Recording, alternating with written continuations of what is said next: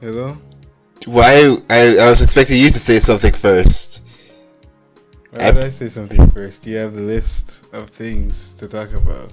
I mean, I don't know, man. This is more your thing than it is mine. But Nintendo Directs are more my thing than yours. in terms of discussions, yes, but that's a discussion for another day about our discussion. But yeah, I do have the list. Did you notice that there were so much Square Enix things? Yes, I noticed. It's like Square Enix is trying to recount for lost time. Like this, something happened behind the scenes, and Nintendo and Square Enix fixed their relationship. Let's put it this way. Maybe the Square Enix directors wanted free pre-order copies of Smash. Oh wait, no. I was about to say maybe there's a Smash Bros. Character coming, but we already have Cloud. And then Smash. Don't you ever say that to me ever again. I mean, I guess the Final Fantasy 15 Noctis in Smash. Or Sora. Oh yeah. That makes a lot more sense. But wouldn't that Disney need to like sign off on that as well? That depends. Isn't Sora technically under their thing, but the franchise as a whole is a joint thing? I forget how licensing works on these things. Yeah, we're saying you forget like you knew in the first place. No, I do. I mean, I have read stuff about it. It's just that it wasn't important for me to like keep in the upper echelons of my mind. Right. But starting off, we have Luigi's Mansion 3. Oh, I was gonna say, let's just go through the 3DS stuff first. Which is ironic considering they showed this first, and even though it was Switch, even though it was in the 3DS section. So a lot of people got confused because they didn't notice the Switch thing until they explicitly said so. Yeah, no, the thing is, I was looking at it from my friend's computer. And it was like 360p. So I was like, wait a moment. Is that Luigi's Mansion 3 for 3DS? Why does it look like that? And then they said Switch. And I said, sweet, why does it look like that? And then I realized that the resolution was low. But yeah, I guess that makes sense. We know that a lot of stuff, we knew it was inevitable. There's really nothing else to say about Luigi's Mansion 3 other than, yeah, that's happening. Cool. In other Mario news, Mario Luigi is also still happening. So yeah, I mean, did they talk about Bowser's minions before? But what do you mean? I mean Bowser's Junior's. Yeah, they did. Junior's inside story. Yeah, they did. Okay, well, they just expounded a little bit more on it.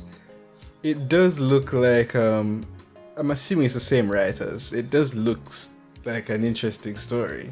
I mean, not only if it's the same writers, but anything. The Koopalings are like some of my favorite things in this franchise. So the fact that they're in the original Bowser's Minions and now are in this, just like this is great incentive for me. You know, it just dawned on me that it's kind of like these Mario and Luigi games were made a long time ago, and now they're being remastered. And in this current climate, the Koopalings and Bowser Jr. are far more important to the franchise, to the point where it would be kind of noticeable that they're absent. Well, the Koopalings are in Superstar Saga. They just randomly show up at the end and don't really do much. Yeah, so this is more of this is what they're doing. It feels like they're fleshing out the world, retroactively fleshing out the world with things that became more prominent later on. This is an interesting idea. And I mean, you say that, but what was it? Peachette raises a lot of questions. Like what? What do you mean, like what? Toadette gets a crown power up and she becomes a peach looking like figure. Oh, Peachette. Oh yeah, that was a weird decision. No, you don't understand. I'm not even talking about like on a decision from a gameplay standpoint. What does this mean? No, that's what I mean. It's a weird decision because I don't I don't know that. Like, why didn't they just use Peach or just use Toadette? Why? What? This weird hybrid is just. Okay, I think you're not. The way you explain that sentence, I think you're not quite. No, I understand the story aspect. Okay, cool. Because that's just like a really important thing to me. But I still think the gameplay aspect is weird too because of the story implications. Oh yeah, they do that. Because Peach is kidnapped. I guess that makes sense. So they want to have a let's play as Peach thing. So why didn't they just change some sprites and make it so that Toadette's kidnapped? There, play as Peach. Why would why would Bowser ever bother to kidnap Toadette? Who cares? That's way more. No, you say that, but that's way more contrived than even the normal people would want to believe. Well, actually, no. If we came up with a reason, the story would probably change too much. But you're speaking about both of these games. Since I guess we're just going random now. It made me think, Nintendo's DLC. Nintendo just includes new Super Luigi U for free, or they're making all new stories for Mario and Luigi remasters that add no cost to it. Like, it's such a good way to do remasters, re-releases, and DLC. Like, they don't just release a game again. Like, even Kirby's Epic Yarn, they're adding new stuff to it, but not changing the price. Yeah, and everybody knows that adding DDD to anything makes anything better. The thing is, it makes Donkey Kong Country Tropical Freeze stand out now. Because it just added new funky mode and then raised the price. Wasn't there like a game theory thing about how Funky is the capitalist ruler of the island? I wouldn't know, because the only game theory I've ever watched was the High School Musical one. Oh boy. You mean film theory? Well, no, I watched a game theory about Luigi being rich. Well, Luigi has now two bad things going on because they're just revealing the whole. Well, no, I mean with the whole also announcement of the co-op thing. Yeah, and that too. They're adding co-op. Like, they could have just re-released Luigi's Mansion for the 3DS. We're gonna add some features. That's nice. As long as they fix that frame rate we saw. I mean, yeah. But there's also the thing with you mentioned DLC, and that makes me okay. I'm not. It doesn't make me super glad that I got a Switch like really late or anything like that. That doesn't really make sense. But I'm saying that games, especially in terms of stuff like Aces and Splatoon, they could just continue adding stuff and just keep doing that, and it'll just improve the game. The thing that was unfair to me is was that update free? I wasn't sure. I'm not sure. I think if I were to guess, the Splatoon update isn't, but the Mario Tennis Aces might be. Well, I'm assuming the Mario Tennis Aces one is free because they said we'll be adding stuff throughout the year. And that's what they say for Splatoon when they're giving free updates. Okay. Also, Splatoon 2 anime when? Yeah, that anime opening was they're clear. It has such a style to it. They already have a manga, so come on.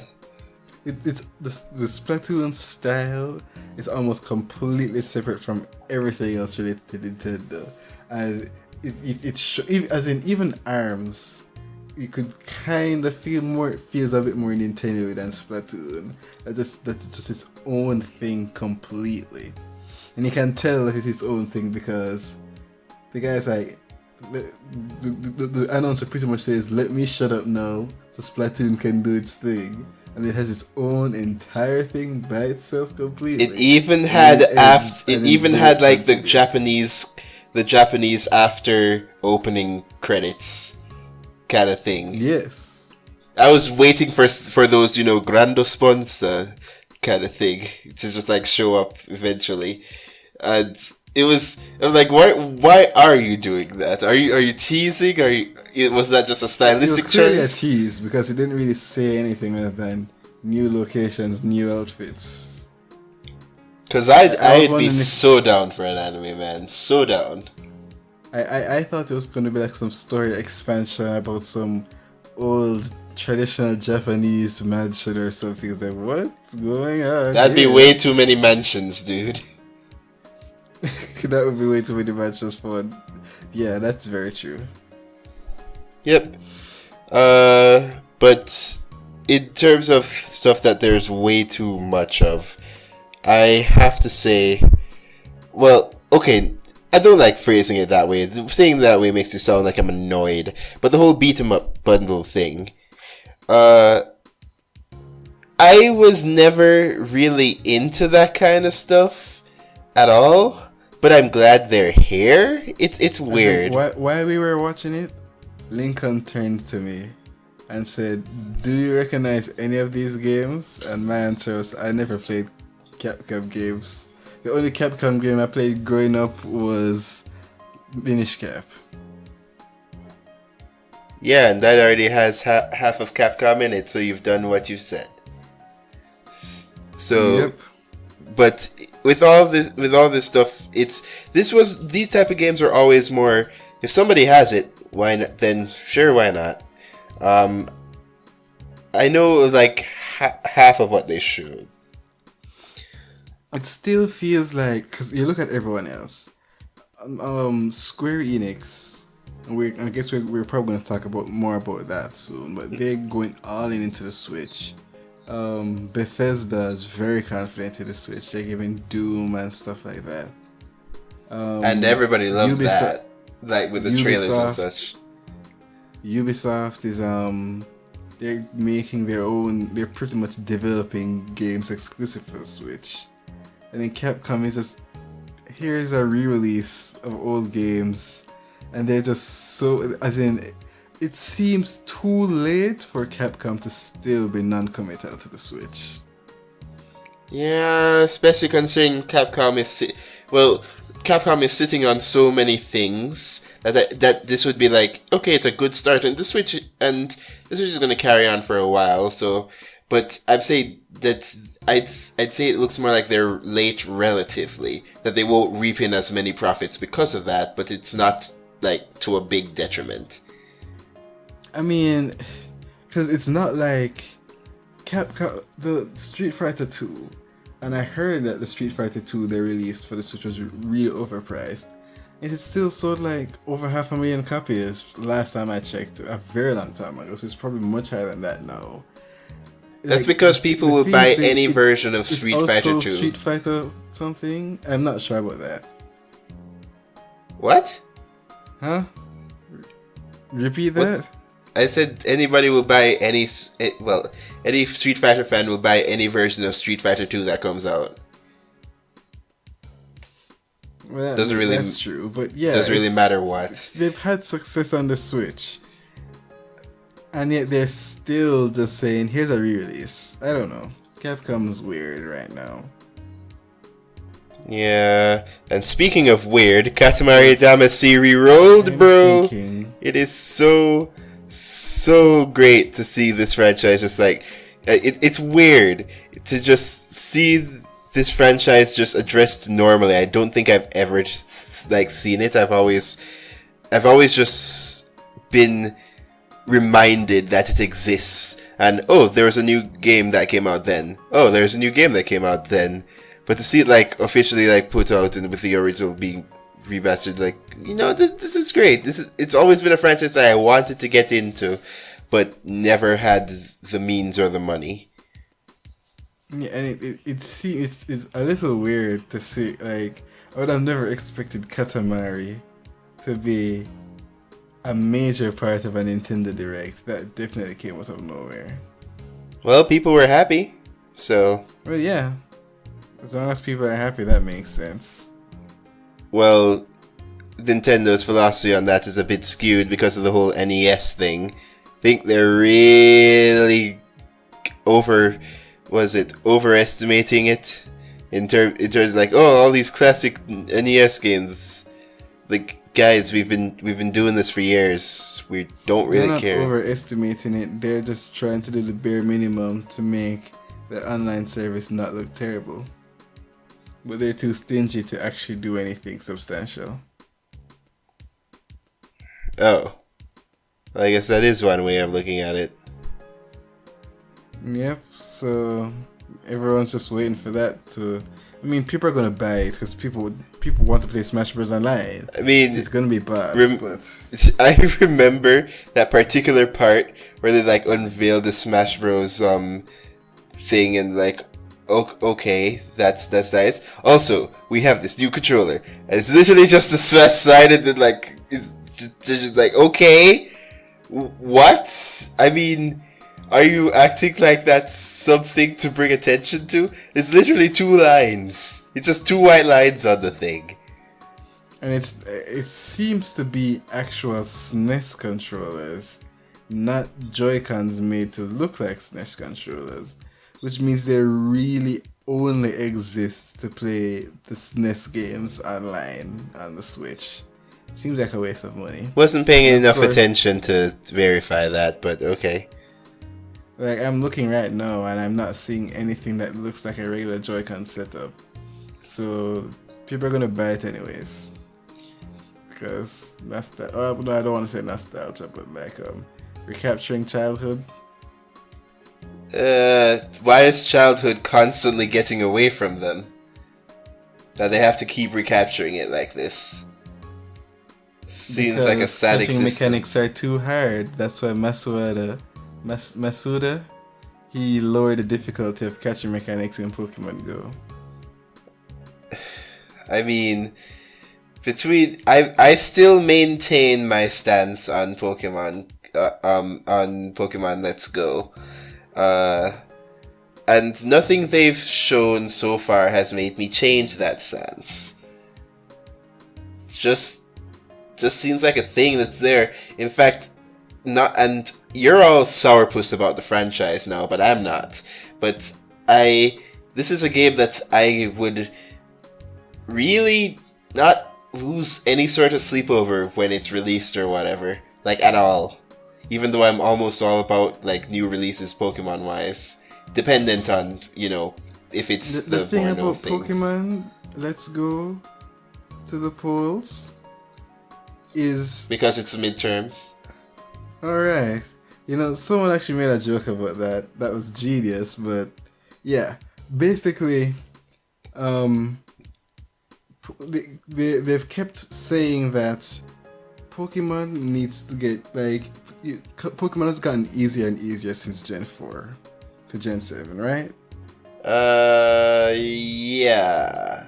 Even So though in my there are some patches where it's hard again, but overall no.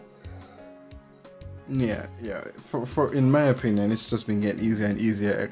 I mean, Gen 7 is a bit more difficult than Gen 6. But that's it. So then let's go and this position of we're making it easier because the main series is too difficult. I'm thinking main series has been getting easier and easier. And so the existence of Let's Go, in my opinion, doesn't bode very well for the future of the franchise based on what they believe their priorities are and what they think about things as on a whole. So I'm just going to see how things are going next game. Not only that, Town is here to show that, hey, all of the Game Freak's attention is not on the next Pokemon game. So that's good luck with that, guys. Yeah, but I have People no keep interest in saying- the city of Townsville. Yeah, people keep saying that, hey, the game is, Game Freak's a small company, and they're working on a couple games right now. So that's why things are going like this. And then this new game comes out of nowhere. It's like, okay, how much are they trying to do at once? And some people, I mean, I'm not that cynical. Yes, you are. But I'm almost that cynical. And I probably will say it at some point because it's a very funny thing to say. They're trying to tout the game is entirely set in one town as a feature, when it's really Game Freak's complete incompetence in making anywhere else. And I'm thinking, you know what? I'm not going to be that harsh until one point when I see some particularly stupid announcement related to Pokemon. I'm like, you know what? Screw you, Game Freak. I mean, we're insult you about town. We're currently like in the middle of recording Pulseman, so you might also find some way to insult them there too. Oh yeah. I mean, Pulseman's boring. Screw you, Game Freak. Speaking of boring, Cities Skylines. You know, and here's the thing. There are some announcements that are like, that's cool, to the point where they can only be given a that's cool, and I just go through all of them so we don't waste time on them. City Skylines, Civilization, Diablo 3. I love Diablo 3, but I mean I love Diablo 2. I've never played Diablo 3, but that's all I can say, that I love the game, so I know it's gonna be fine, etc., etc. Well, okay. Of course, when speaking of things that are not in my immediate interest, okay, why am I even trying to justify this? If I see something as boring, then just that's it.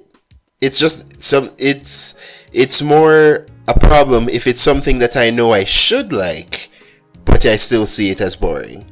Because I don't like Pokemon. You're never really gonna let that go because they're telling you to let's go. But oh my gosh, that's genius. But yeah, so stuff like Civilization, I don't really care. Daemon X Machina is in the middle of the road for me. City Skylines is another I don't care. I don't think there's been any game right now that it's in my realm of I should care but I don't. What about Star Fox 1? Oh, the Star Fox one? No, I'm making a joke because Star Fox 0. Oh. So this is Star Fox 1. Oh, yes, very clever. That one, the thing is that in that kind of style of things, especially like considering how my weird relationship with the Star Fox franchise as a whole, it's like a passing interest. I don't know how I feel. I feel like if I did play the games, I would like it. But as of right now, I'm not at that level where I really want to try when I have other things to do. But it's nice seeing like the characters just really start coming like, because remember they released that other Star Fox short when Zero came out, and it was great because the last time they tried to do that was what was the last game? Star Fox Command? The one on DS where things went into fanfiction territory, and it was like really, really bad. So to see things more on an organic level, if the story and characters like show up in more like development instead of, you know, references, then like I'm going to be more interested just to see these guys. Where it is right now, I'm sort of interested, but of course, considering it's a Switch thing, it's not going to be enough for me to buy it because I'm not made out of money. Yeah. But dialing back... Oh, you continue. No, I was just going to say, that's the thing. You have to choose what you're going to buy. Because not everyone can just buy everything. Right, but dialing back, that's sort of the same thing like when I said with Daemon X Machina, um, with my split interest. It's sort of thing where I feel like if I tried it, I would like it, but it's not something I'm gonna go out of my way to try when I have so many other options, especially since I do need to be careful with the amount of money I'm spending. Yoshi's Crafted World, though, it reminds me way too much of Yoshi Topsy Turvy. I was gonna say it reminds me of Yoshi's Story. It's like a mix of both. The thing is that Yoshi games Yoshi games with Baby Mario and Yoshi games without Baby Mario have kind of gone into their own directions aesthetically, where Yoshi games without Mario are specifically trying to go for a cardboard cutout sort of look. Like the first one was a pop-up book, and the second one was wool, and the third one is everything. The third one is Little Big Planet. Yeah. So, and I for like a half a second, I thought, hey, is it that thing from the developers of Little Big Planet?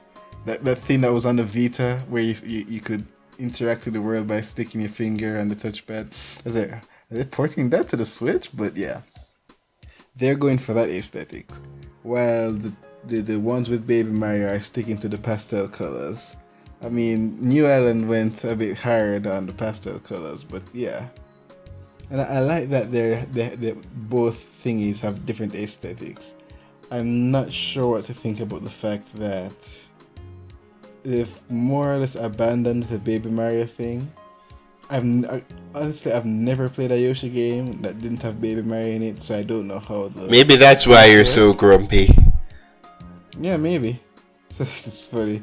So I'm not sure how the mechanics work. So how do you just not die? Do you have a certain amount of hits before you die or something? It's like, because I like the mechanic that you're invincible, and it's just a time limit before things go south for you. That, which is kind of like that's why I was thinking with Aces, where the boss battles, if the ball goes past you, it lowers your time because it's a time thing. I was like, okay, that's actually okay. And so I thought it was going to be the amount of balls passed, but sure, that works too. By the way, and this is before I forget, it's like super weird seeing Bowser just be part of Mario Party, like without any other thing. It's like they finally just decided, you know what? Let's invite Bowser normally. Everyone is here. But you don't understand. If Bowser is here normally, then who's going to shake things up? Like that's part of Mario Party. That's just how it is. If they're gonna remove that, people are not gonna be happy. That's true. Who else could do that then? Bowser Jr. is the only one that comes to mind. Yeah, I was thinking Bowser Jr. Or if they wanted to just bump up Farfel to a main. Oh, here we go character. again. It's always Farfel with you. I actually have no idea what you're talking about. Okay, in that vein, I'm probably mixing you up with another one of my friends where it's always Farfel with him. Okay then. It's always Farfel with that guy. Since we are approaching the half-hour mark, is there anything else you want to say before we just wrap up with I was right, Isabel's in Smash? Oh, here we go again. Always I was right with you. Well, we still need to talk about the Final Fantasy stuff. Well, yeah, it's interesting. Like, it's not the new game. It's not 15. It is 15 Pocket Adventure. It's not the 7 remake, but it's the original 7. And I would say that's a problem, except 7 and Pocket Edition are coming out in our lifetime, while the remake isn't. So Yeah, the remake is coming out out when we're in rocking chairs. Yeah, the it's gonna take so long that this Final Fantasy VII remake will be the newcomer for Smash 6. But yeah, let's move on to how you're the worst person in existence for making Isabelle have to fight. Yeah, you see, I thought you were going to say I was the worst person in existence for making Isabelle come into it. Because there's a lot of people who are all stupid, even you, viewer, you're a moron, who says, Isabelle, what a waste. Just leave this planet forever. Because Isabelle is amazing and the best person ever. Oh, well, yes, she is. But that's just it. She's not only the best person ever, but she's so pure. She works so hard that I do not want to punch her in the face. Just like, yeah, look, but that's the point. You won't punch her in the face because Villager is so good. So Isabelle will be so good, so she'll be winning all the matches. But that's so and unfair. Isabelle will be a top tier character. Oh my god! Imagine if she, like, just thinking about that. Isabelle in tier A or something. That's so weird, but just it's weird because like Kirby, especially considering the animated mind, it's like knowing that he could destroy me at any point, and he's used to taking this stuff. Like I don't feel anything. But knowing that cute little Isabelle who has papers due on Monday and has been watering the plants and helping the neighbors, knowing that I will be dropping her off this final destination is just too much. Especially since, canonically, because this trailer is canon to Animal Crossing. So more like Animal Crossover. Yes, that's a good one. So that means that ever since Smash 4 3DS and Wii U was out, the mayor has been playing Smash Bros. And campsite, the camp thing. And going to the campsite, and Isabelle has been running the town by herself. But not as mayor, because she doesn't want to usurp your position. She's been doing all of this work by herself for years. Which brings up a harrowing question of who is going to... She has time to get to the Smash Bros. Arena and give them items. Yeah, but here's the thing. As I said, as I was saying, it brings up a harrowing question. Who's in charge now? Because... I thought you were going to say it brings up a question of what's going on at Mushroom Kingdom all these years when everyone just keeps leaving to go fight. Well, like, no one is ruling Princess Peach's castle right now. Well, now Daisy's gone as well. Well, I mean, just because it's canon to the Animal Crossing universe doesn't mean the same passage of time technically works for all the other universes.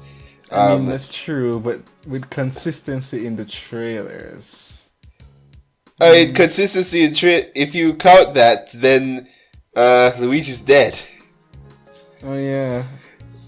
I mean, if it's Smash Bros, they just come back later. Well, okay, we'll keep things simple for now and say it's canon to Animal Crossing. Okay, I'm fine with that. It's funny because almost everybody I watched in the reaction when Tom came up is like, oh no, my payments, oh jeez. Yeah, I was convinced Tom Nook was going to be a character as well, but instead he lost his kids in the divorce. And so he was very sad, and I feel very sad. You know, we need to pay him. He needs those payments, clearly. It's funny because the Green Scorpion is another YouTuber I watch. He just came out with a list, I forget if it was yesterday, about top 10 video game shopkeepers, and number 2 is Tom Nook. And it's like, you know, if you actually really think about it, you're a stranger who comes here and is like, you know what, I'm going to give you a house. Sure, it's a bit of a fixer-upper, but just think you're just there, no attachment to anything, and he just gives you a house, and sure, eventually you're quote-unquote strong-armed to working on it, but he teaches you the value of working money, but he's always there to help you and help others. It's just that he's also a businessman and doesn't doesn't believe that giving things away for free is the right thing to do because it fosters a bad mindset. And I'm like, you know what, Tom? You know what, Tom? It's going to still be hilarious to me, man, but I feel your Green Scorpion's kind of right. Is Tom Nook in New Leaf? Isn't Tom Nook in everything? I don't know much about Animal Crossing. Yeah, because I'm thinking, Isabel sounds like new to New Leaf, and in New Leaf you're the mayor. So that thing about Tom Nook and payments. Unless he's just a regular shopkeeper. I think he owns like some sort of like Emporium, and his kids are the ones that are running the smaller shop. I think that's how it works now.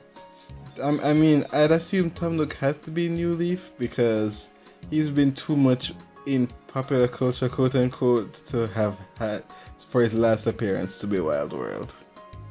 Man, I hear almost nothing about Wild World. Nothing. No one talks about Resetti anymore because he was in City Folk and pretty much he was in Wild World too. I know because once my DS ran out of my 3DS ran out of battery and I was playing Wild World, and I learned to make sure that never happens again. But as a Lorca sort of final wrapping up. We went away from Smash Bros. Yes, we did. But technically, Animal Crossing is in this direct too, so that's what I was about to talk about. So many people. There are two things that I realize about this. So many people don't seem to realize that it wouldn't have made sense to do Animal Crossing in any sort of... They say just like, oh man, Animal Crossing, that was just such a blech kind of reveal or whatever. And I'm like, look, this is entirely in the spirit of the games here. Animal Crossing is not about destroying the final overlord. It's about paying off your crippling debt. Oh, I mean, running a town. And doing all that stuff. This is purely in its style. It was cute. It was nice. It was down to earth. They had that thing, and the Animal Crossing fans had no complaints whatsoever because they know. But to just expect that out of that type of franchise. Again, the very first thing we see Villager do is slice Mario open with an axe. No, we don't. And first off, Villager's look was already creepy. It was like a juxtaposition. Isabelle is a pure cinnamon bun all the way. That's true. So between all of that, I have no problem with the tone of how it went down. But yeah. And in the end, I'd probably say it's even though sometime in the middle it was droning on to the point where I stopped paying attention because reveals were coming so fast. But other than that, I'd say it was a good direction. Yeah, I can't. There are too many people that I've noticed like, wow, this direct was garbage. And like, look, not every direct is going to have this huge bombshell thing that's going to change the gaming landscape as we know it, or because your character wasn't shown in Smash. Just there was so much here. Like, count all of it. There was so much. Just like so much for every type of person. That kind of thing. And that's the real strength of this new console, is that, well, both consoles, since 3DS was in it too, is that there are games for everyone at this point, not just one type of Nintendo fan. So yeah, I would say surprising. I mean, I'm assuming the Switch will eventually come out on top, but the 3DS is looking like it's ready to surpass the DS. I said that out loud and now I'm no longer sure. I'd have to think about it in terms of what's the better console. If you've forgotten, DS still has a lot of shovelware on it. That's true. Well, 3DS has that in the form of indie trash. Yeah, but that was specifically on the. in my mind that's a difference. There's a difference, especially since what's toted on quality. The late Game Boy and early DS was like shovelware central for a lot of stuff. The thing is, I don't want to draw this video out much longer, so I will say one final thing, pretty much to remind myself to have a conversation with you about this later on. In that, I think that the best way the reason why I still think the DS is better is that many Nintendo franchises had some of their best installments on the DS. Pokemon, Mario Kart. I'd have to think about Kirby. Yeah, I'd have to think about more over time, but to better formulate my thoughts on this topic. But yeah. Just make a discussion video by yourself on that then. By myself? Well, maybe. But yeah, that's the end of this discussion.